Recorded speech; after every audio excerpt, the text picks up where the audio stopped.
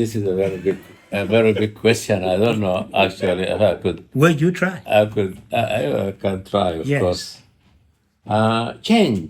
Now, when you say change, what change? Because immediately It's a very good question, actually. after independence, in most African countries, a university was established, usually a single university, and it was established along the colonized British example mostly. So it's a university controlled mostly by scholars, where academic freedom is highly valued, and so on and so forth. And the situation continued like that.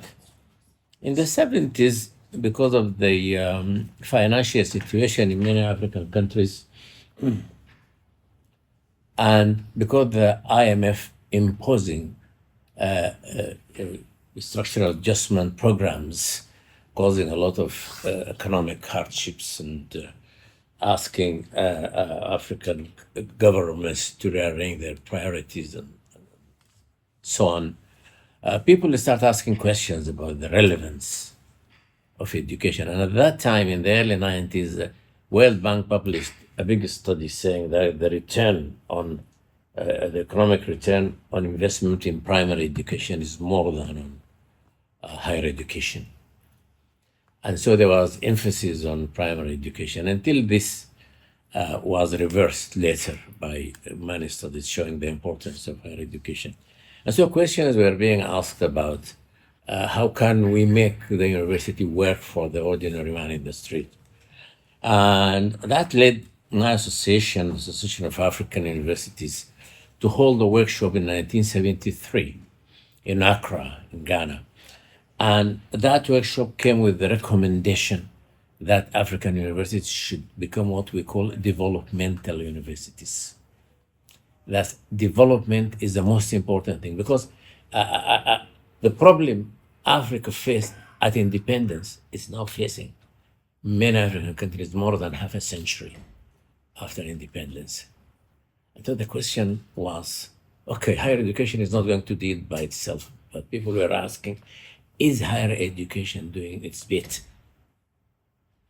But this concept of a developmental university was a relatively new, I wouldn't say new, because in America in the years 1812,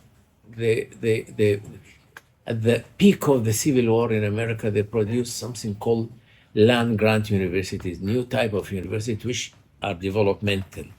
That the federal government will grant land to different states. This land is used to build a university, and that university will be different from the classic university in the sense that it concentrates on helping farmers to increase their productivity. And the academics are not supposed to remain within the walls of the university. They're supposed to mingle and mix with the farmers and inject their scientific principles on how to develop agriculture. But anyway, it's still the concept in Europe and the rest of the world was new. And the concept was welcomed by many African leaders, the Maalim Julius Nyerere of Tanzania and the progressive leaders in African countries welcomed the concept. But how can you achieve it? Because you have all academics trained in the traditional British system. And when people start talking about that, there was panic. They say, no, you guys, you want to introduce a new type of education, you want to dilute the education we have, and you want to sort of divert and so on. So the initiative never actually took ground. But definitely after 2015, after the General Assembly adopted the SDGs, that added new impetus into this movement of creating developmental universities.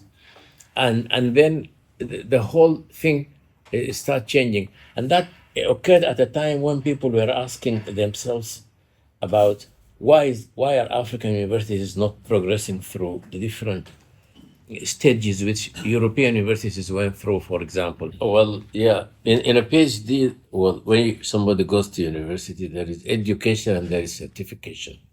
In Africa, certification is more important than education. And the There is a book actually written so many years ago called The Diploma Disease, and which talks about this issue.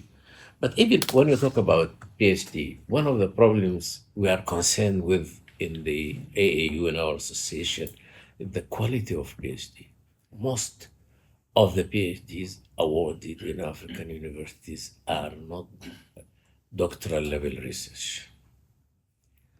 And now we have a project. It's a big project funded by the World Bank, $350 million. And this established what we call centers of excellence. And these centers of excellence are joint research projects between African research group and a research group in a developed country. It's mostly US or UK, Germany. And one of the main functions of these centers, obviously, besides doing high caliber research, and you cannot separate that from the quality of the PhD, is to graduate a fixed number of PhDs for each center. This is a requirement, not for that particular department or university, but for neighboring countries as well. And I was on the World Bank evaluation team, so we went to some of these centers. And yes, the quality of the PhDs produced in these centers is parallel or even better than some of the PhDs I've seen given in the UK. And so you have all the ingredients there.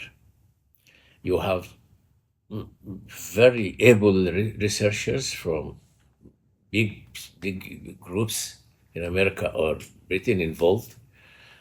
You have aspiring and hardworking African researchers working with them, learning from them. You have funding. You have very well equipped laboratories. And you have an organization like a World Bank, which is experts monitoring the whole process. And so we are trying to learn from this experience of centers of excellence on how can we upgrade the quality of PhDs.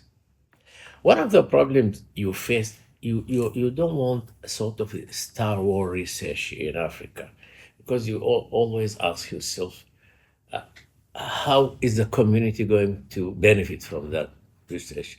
Okay, still people have to do basic innovative research because this is how they develop their critical faculties and this is how they develop their abilities to do things and so on.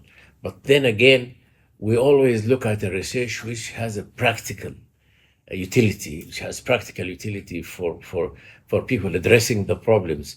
Because at the end of the day, for the citizen who's paying, who's funding these universities, well, are you helping me, for example, with new modalities of treatment for illnesses? Are you helping me with building infrastructure? Are universities, what do I get from a university? And we did a survey once in my country asking people, what is the importance of universities? They said they're very important. I said, why? They said, oh, they graduate these doctors who treat us and the teachers who teach our students and so on. I said, what about departments of philosophy? And do you think that's important? And they say, I'm not sure. so there is still, again, a lot of education which need to be. And I just finished by a quote produced by the Egyptian American Ahmed Zuel, who won Nobel Prize in chemistry many years back. He died, unfortunately, some years ago. He talked about how society can benefit from education. And he said, for society to do that, it has to be a scientific society. Scientific society doesn't mean that there are so many people with degrees or anything, but a rational approach to things. And he said, we sometimes forget and concentrate on universities which are bound in their ivory tower, as we used to call them, and forget that if we don't develop the society itself, there are not going to be any bridges which help these universities, on one hand, helping the societies, and on the other hand, for the society itself to be able to identify its own priorities and steer the universities in the direction of helping them to solve this problem.